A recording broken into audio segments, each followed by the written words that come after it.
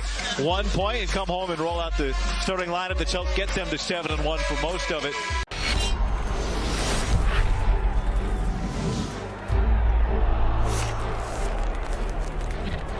CB McGrath and playing for Roy Williams. So that's one of the storylines in this game as Stanford starts with the basketball. Yeah, I asked Coach McGrath, if Jared was running what they ran at North Carolina, and he said no, that's not because they don't have the big low post guys. There you go. Martin Linson and Oscar Da Silva, the two Germans, are matched up down inside right now as Da Silva comes to set the screen.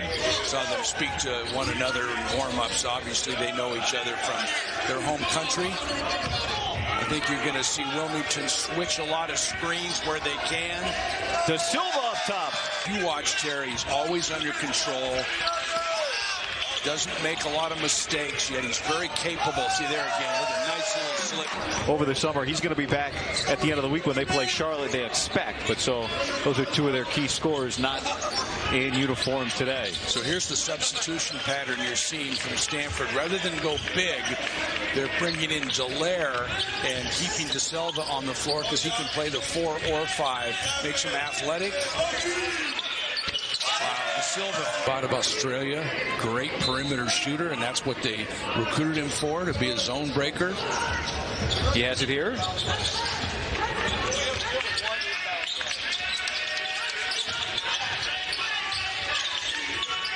Keeps it moving. I think they missed an opportunity to go back against the grain and go into Da Silva. Boy, see, he can beat you in a lot of different ways. Like one of the questions with Stanford this year is Keith sits down and Da Silva goes back to the 5. Is how does Stanford match up in the Pac-12 with Da Silva playing the 5? Yeah, nice drop pass right there by Dave off the 3-point line. Let's take Silva away. There is Silva creating another turnover. 10th turnover of the game for UNCW. Dejan Davis had 4 points in the first half, but 5 assists as he sets the screen. Da Silva gets fouled defensively. We're looking for a first free throw of the game from either team in their first half, and UNCW of 2. Yeah, first make of the game, you're right. That's a relatively clean. Shaquem Phillips guarding here on Tyrell Terry. The flare screen right there. Da Silva again! Teams give you a chance to look at videotape as a team and see where your breakdowns are. How did they get a slip screen? How is he open inside like that? Where's our help?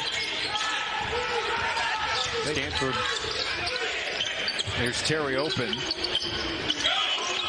Da Silva by Phillips, and now Wilmington wants. They're just having a hard time knowing where their shots are going to come from.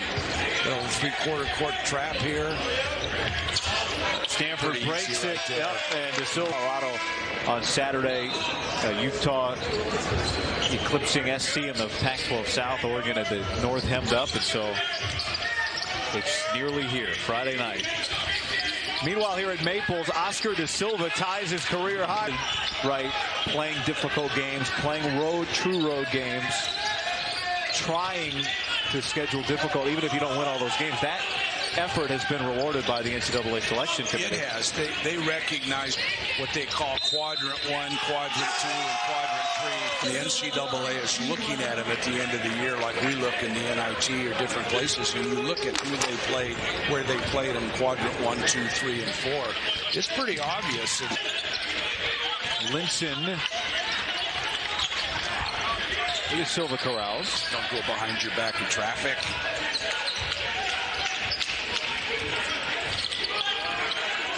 The coach never leaves you, does it? Oh, it's just things you just can't do.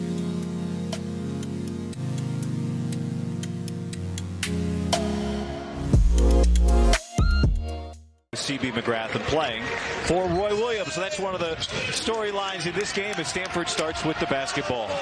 Yeah, I asked Coach McGrath, if Jared was running what they ran at North Carolina, and he said no, that's not because they don't have the big low post guys. There you